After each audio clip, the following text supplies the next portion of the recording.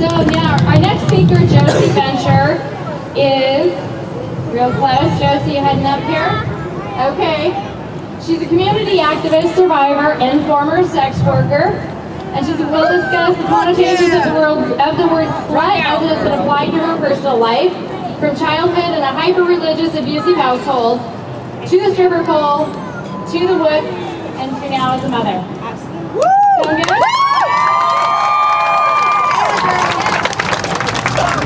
Now, before I go anywhere, I couldn't help but notice beforehand that there was a lot of commentary regarding Slutwalk Seattle this year, and verbatim, just a few. One bloke said he'd rather insulate his crawl space than show up here. And there was another actually from a female, which was even more unfortunate, that said, well, you know, if you don't want people to think you're for sale, then, well, don't put on a price tag. And while I was thinking this morning,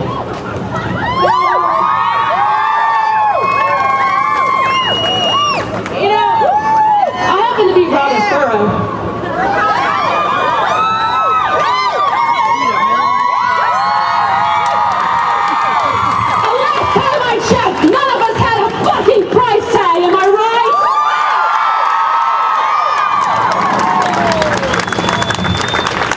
Some grown-up shit, okay? For those who don't know who I am, Tom already introduced me, but I've been doing things for a number of years. Anything from homeless outreach to Katrina relief to animal rescue to clinic escorting for Planned Parenthood. I also happen to be a proud fucking nerd. So I'm going to get a little bit nerdy and a little bit slutty with you on top of it, if that's all right. Now, when you really get out of it, we're going to talk about the etymology of the word slut, what it actually means. And you know what, when you really think about it, what does it actually mean? What does it really, really freaking mean? And so, you know what, let's go from my personal life. Let's just analyze from that and see where it goes from there, shall we? So, starting out, I grew up in an incredibly abusive household. My mom was a sociopath and a prescription drug addict. My father was an alcoholic, and I was sexually assaulted from ages 4 through 9. Tried telling my mom about it, and what was the reaction? Slut! To a small child, I was called a slut and a liar.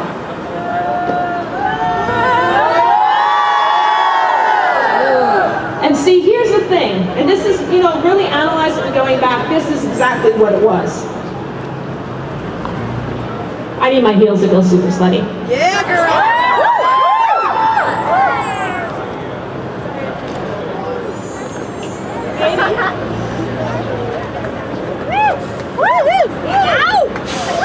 So, you know, really from then, it scared her.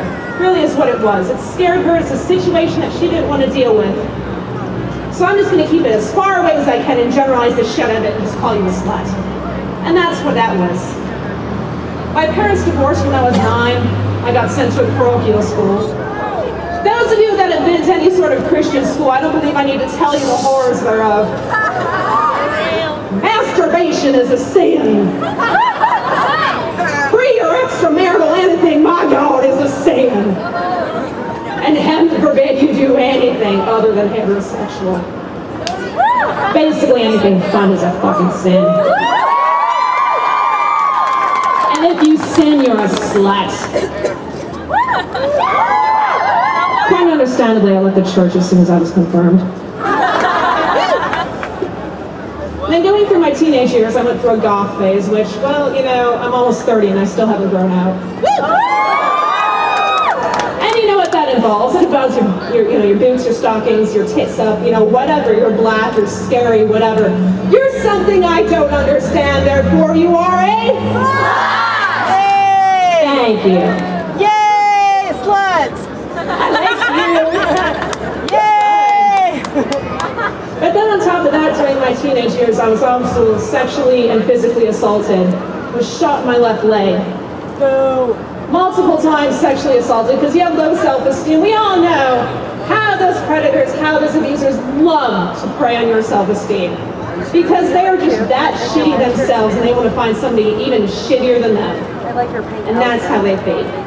I was married for the first time when I was 20. I didn't want to be. Every kind of abuse you could imagine. The last straw was when he stabbed me in the fucking chest with a switchblade. I called 911 with the thing still in my chest because I'm smart enough to know you don't move those things.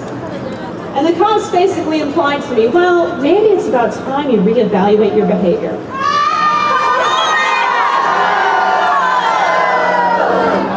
He didn't get charged with shit. But now he doesn't have any friends, so...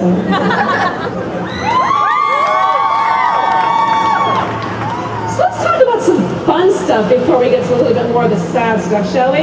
Yeah. From ages 18 to 23, I was a stripper and pro dominatrix, and I was damn proud of it. Because it was the one time in my life where my body was mine. And it felt damn good. And red lights kind of cover a little bit of everything, so you feel a little bit prettier on top of it. But I set my own rules. If somebody was out of line, it was just and they were gone. And even when I was doming, you learn the strangest things about people. It's almost like sociology, even when you're pouring wax on somebody's back. You'd be surprised. But even still, when I told people about what I did, even later on in life, guess what I got? Slut! Why? Because I took charge of my body and I made it mine. It's something I don't understand. Again, where's the price tag? Exactly. Got married the second time when I was 24. Once again, didn't really want to, but it was one of those psychological abusive fuckery things, Marry me or I'll kill you, literally. My son was not conceived consensually, which, I got heaven and hell for that because I chose to raise him anyway. And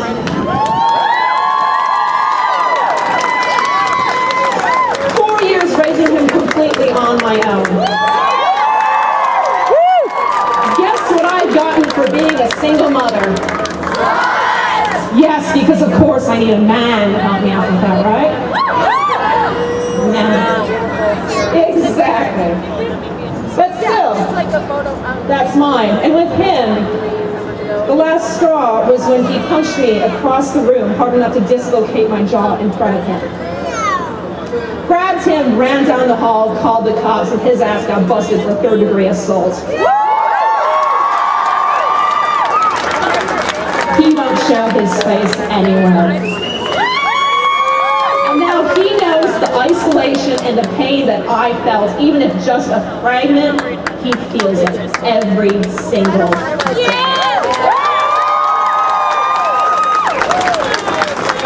Unfortunately, that wasn't the last time. Right around when I signed up for this, I managed to get out of a really ungodly, abusive relationship with somebody who fancies himself a superhero. And apparently this means beating the crap out of me with a riot baton. It includes non-consensual everything you can imagine. And apparently me catching him cheating on me made me a slut! Even though I was, the one staying at home all day paying his bills and everything else. I don't know how that works. It's a whole reverse psychology thing. But got my DV order. In a heartbeat, by the way. He's still too scared shitless to show his face anymore, either. Because there's that whole thing, when you know you're right. And basically, you hold somebody culpable, of course you're automatically a slut. So when you really get down to all of it, anything that's happened to you, what does it really mean in the end? When somebody calls you a slut, you're saying, you're something I don't understand. So I'm going to take out my insecurities on you. That's really what it means in the end. You fuck more, you smile more, you bust your ass more, you're something I don't understand, and therefore you are a fucking slut.